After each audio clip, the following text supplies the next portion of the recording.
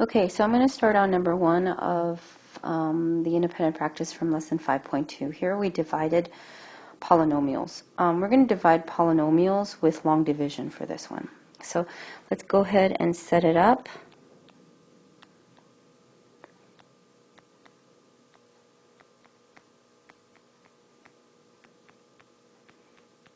Like we would do long division. Okay, so the first thing we have to do is we have to take the first terms and we have to divide them into each other in order to find this. I don't want to write it like that. To find the term that goes up here. Okay, so that is 2x to the third divided by x. So that, simplify that into x to the second, so that equals 2x to the second.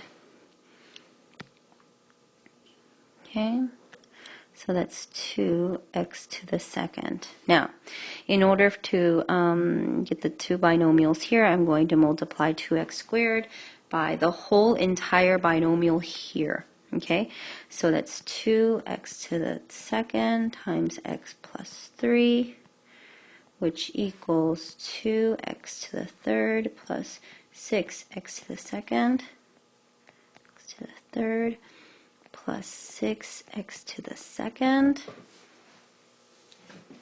Okay. And then we're going to subtract. So subtracting means we're going to change the sign of both of the terms in the binomial.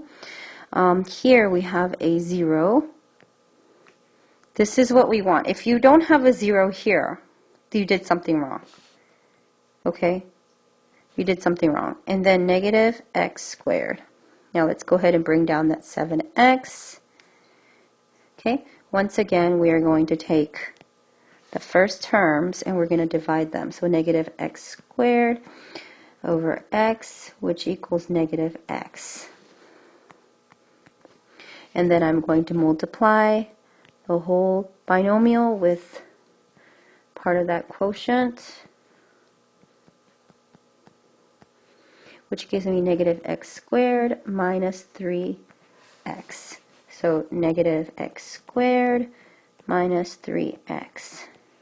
Now, I'm going to subtract this entire thing, which means that I change the signs. We have a negative x squared and a positive x squared. And that's a 0. That's what I was trying to get to.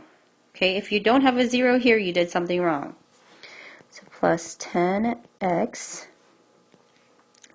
Let's go ahead and bring down that 21. Now, once again, the first term and the first term. Okay, so that's 10x divided by x, which equals 10, plus 10, and that is the number that goes up top, part of that quotient. Let's go ahead and bring that number down to have a binomial here, so we have to do 10 times x plus 3, which equals 10x plus 30. I'm going to subtract. When I subtract, we are actually change that sign, and that becomes a negative. So it becomes negative, and that's a negative 9. Okay. So how do I put add that remainder to that polynomial of the quotient? I have to use the divisor as my denominator. So negative 9 over x plus 3. And right here is my final answer. Okay, let's do another one.